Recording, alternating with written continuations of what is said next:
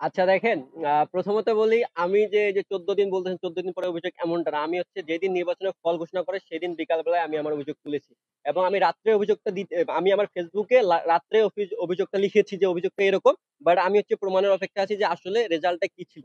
সেই রেজাল্টের ভিত্তিতে এবং ওই দিনে আমার যে বিবৃতি আমি দিয়েছি যে এরকম অভিযোগটা আমি সেদিন অভিযোগ তুলেছি। বাট অভিযোগগুলো যখন দেখেন এখন অনেকেই সেই অভিযোগটাকে মানে আমলে নেয়নি, মানে উড়ায় দিয়েছে।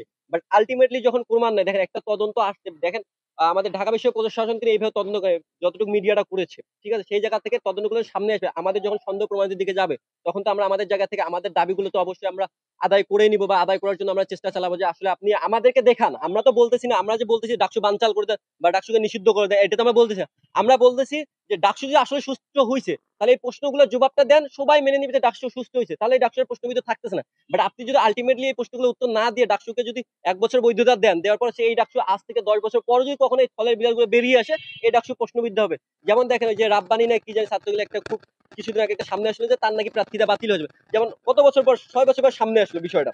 তার মানে কি ৬ বছর কিন্তু ১০০ বছর পরও ঢাকা বিশ্ববিদ্যালয় ২০০ বছর কিন্তু ৩০০ বছর পরে আসলে যদি এই বিড়ালগুলো সামনে বেরিয়ে আসে তাহলে কিন্তু সেটা প্রশ্নবিদ্ধ হবে, সেটা বাতিলের সময়। আমরা চাচ্ছি যে ডাকসুটা হয়েছে এটাকে আপনি বৈধতা দেন। বৈধতা কিসের মাধ্যমে দিবেন? আপনি শুধু নির্বাচন হচ্ছে যে বৈধ এমনটা না। আপনার সকল প্রশ্নের উপস্থিত জবাব এবং বিবৃতি দিয়ে আপনি নির্বাচন কমিশনকে বিলুপ্ত ঘোষণা করে বলেন যে হ্যাঁ, আমাদের এই যে ডাকসুর সকল আমরা উত্তর দিয়েছি।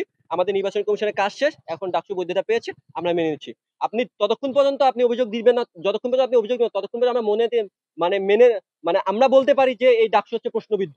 এই প্রশ্নবিদ্ধটাকে আপনি সঠিকভাবে মূল্যায়ন করার জন্য হচ্ছে আপনি এই যে তদন্তের মাধ্যমে রিপোর্ট দেন, রিপোর্ট দিয়ে সবাইকে জানান, তাহলে আমরা মেনে নিচ্ছি যে ডাকসু প্রশ্নবিদ্ধ না। ডাকসু আসলে সুষ্ঠুভাবে হচ্ছে। দেখেন আমি কিন্তু ব্যক্তিগতভাবে কিন্তু প্রতিটা কেন্দ্রে কিন্তু ভাই আপনি একজন বর্তমান এজ এ লিডার মানে এজ এ আমাদের মানে অভিভাবক হিসেবে আপনি আমাদের পক্ষ থেকেও আপনি চান যে আপনি জবাবগুলো দেন। আমি এটা বলেছি। আমি কিন্তু বলি না যে ওরা বিতর্কিত বা ওরা খারাপ, এটা বলিনি। আমি এই জায়গাতে স্পেসিফিক ভাবে বলতেছি যে ডাকসুকে বৈধতা দিতে হলে আমাদের প্রশ্নগুলোর জবাব দিতে হবে।